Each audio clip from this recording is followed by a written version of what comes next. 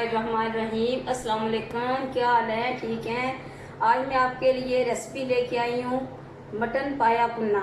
ये रेसिपी ईद के दिनों में आपके बहुत काम आएगी। इन पाए मैंने लिए हैं, ये बकरे के 4 पाए हैं और आधा किलो मैंने नली वाला गोश्त लिया मटन। इनको मैंने अच्छी तरह उबाल लिया है, तो जो पानी इसका बच गया था वो यखनी के तौर पे मैंने इनका निकाल लिया था। इसके साथ स्प्रे ज़रूरत आपकी इस्तेमाल करें। उसके साथ दादर मिर्चें हैं, सुरख पिसी हुई मिर्चें हैं, हल्दी, ये पिसा हुआ कुटा हुआ गरम मसाला और सूखा धनिया। इसके साथ ये जो आपको नज़र आ रहा है ये प्याज का पाउडर, अदरक लहसुन का पाउडर, सुरख मिर्चें हैं और ये 2 प्याज हैं, इसमें लहसुन भी है और अदरक भी है। इनको मैंने काटने के बाद ब्लेंडर मशीन में डाल के थोड़ा सा ब्लेंड कर लिया, इसलिए कि इसका मसाला ज़रा अच्छी तरह भुन जाए।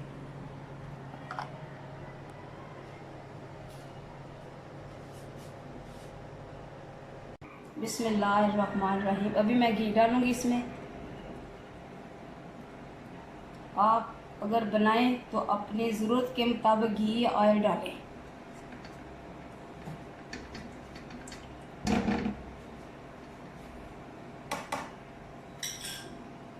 इसके साथ मैं ये डालूंगी प्याज, अदरक और लहसुन का पेस्ट।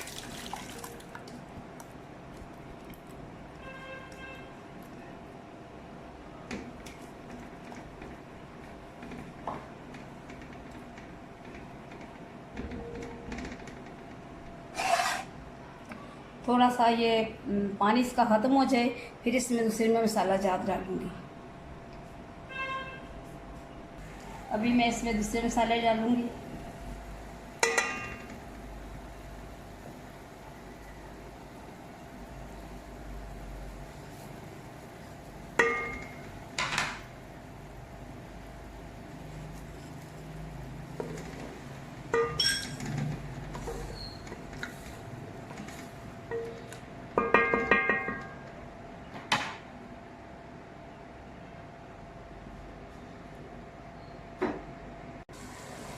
बिस्मिल्लाहिर्रहमानिर्रहीम। ये देखें मसाला तकरीबन हमारा तैयार हो रहा है। तो ये मसाला जल्दी में इसलिए तैयार हुआ है कि इसे मैंने ब्लेंडर में डाला है, वो काफ़ी सा क्रश हो गया है, तो जल्दी तकरीबन ये ना अपने तैयारी में आ रहा है। तो आप सोच रहे होंगे कि मैंने नमक नहीं डाला। नमक मैंने जब पायों को उबाला था तो मैंने उनमें डाल दिया है नमक। तो अगर इसमें भी मैं डालूँ तो उनमें भी हो तो फिर ज़्यादा हो जाएगा, हम नमक ज़्यादा नहीं खाते। अभी ये जो यखनी में इस्तेमाल करूँगी, यखनी में नमक है वो हमारे जायके के मुताबिक मौजूद है। ये देखें अभी मसाला कितना अच्छा भून रहा है। मैं तो अक्सर ब्लेंडर में डाल लेती हूँ, तो उसको कश करके ईद के मौके पे मैं तकरीबन इस तरह ही करती हूँ। अदरक, लहसुन और प्याज इनको मैं अलग कश करके रख लेती हूँ। थोड़ा सा इनमें ऑयल डाल के इनको थोड़ा सा सोते करके और डब्बी में जो होती है उनमें बंद करके रख देती हूँ। असबी ज़रूरत इस्तेमाल करती हूँ, वो भी ईद के 3-4 दिनों में, इसलिए कि बार बार जो प्याज है वो मुझसे नहीं छीला जाता ना बनाया जाता है। प्याज को भी मैं अच्छी तरह छील के, तकरीबन 1 किलो प्याज है या 2 किलो प्याज है, उनको मैं छील के अच्छी तरह उनको धो के साफ़ करके ब्लेंडर में डाल के उनको बारीक पीस लेती हूँ और फिर किसी एयर टाइट में बंद करके फ्रीज़र में रख लेती हूँ। तो फिर वो तकरीबन 3 या 4 दिन में वो इस्तेमाल करती हूँ। अगर आप इस सिलसिले में अपना वक्त बचाना चाहें तो आप भी इस तरह कर सकते हैं।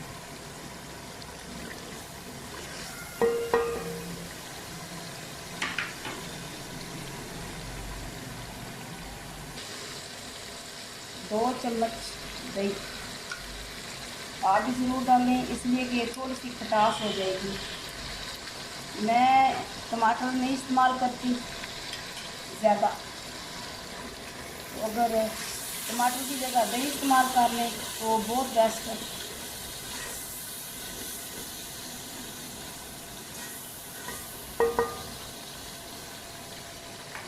अभी तकरीबन 5 या 7 मिनट तक इसमें मैं जो बना के रखा हुआ मैंने पाया वो इसमें डाल देंगे।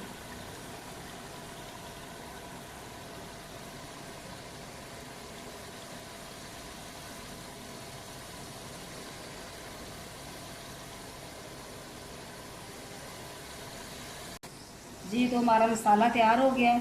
अभी मैं इसमें डालने लगी हूँ जो हमने बनाना है मटन कुन्ना पाया। बिस्मिल्लाहिर्रहमानिर्रहीम।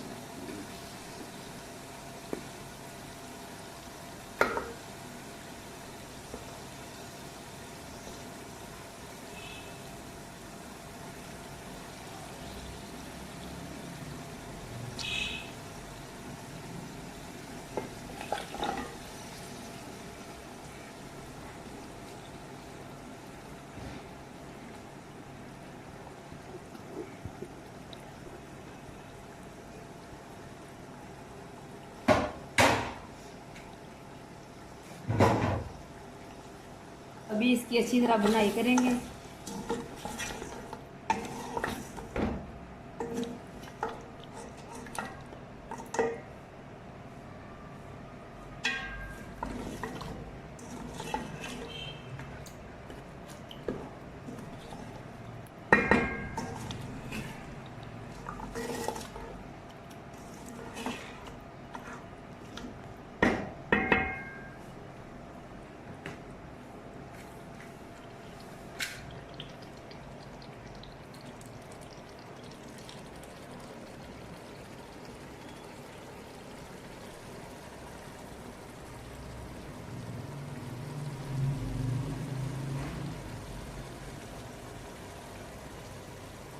बिस्मिल्लाहिर्रहमानिर्रहीम। तो मटन पाया कुन्ना हमारा तकरीबन भुन चुका है और अच्छी तरह ये गल भी गया है। अभी मैं इसमें डालने लगी हूँ जो यखनी मैंने बचा के रखी हुई थी।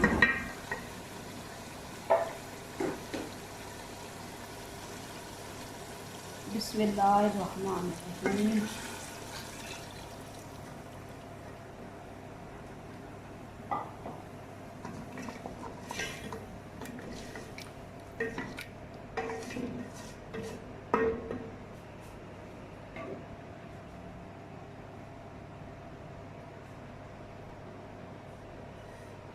तकरीबन 10 या 15 मिनट तक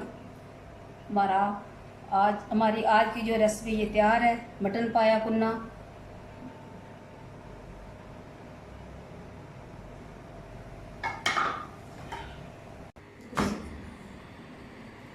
अभी हमने आज इसके साथ पराठा बनाया है।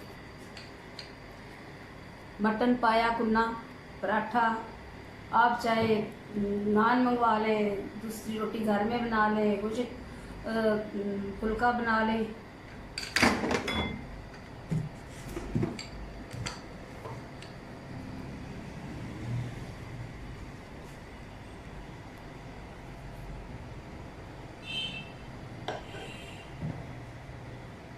बिस्मिल्लाह।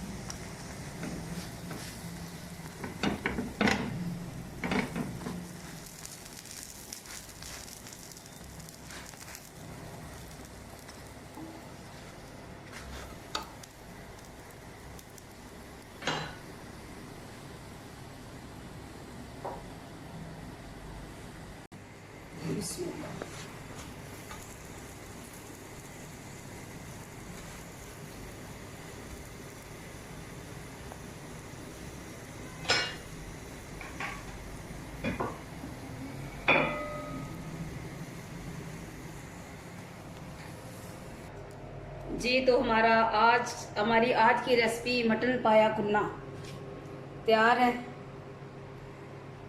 मेरे चैनल को सब्सक्राइब करें, मुझे कमेंट्स में बताया करें और मेरी इस रेसिपी को आपने ज़रूर ट्राई करना है।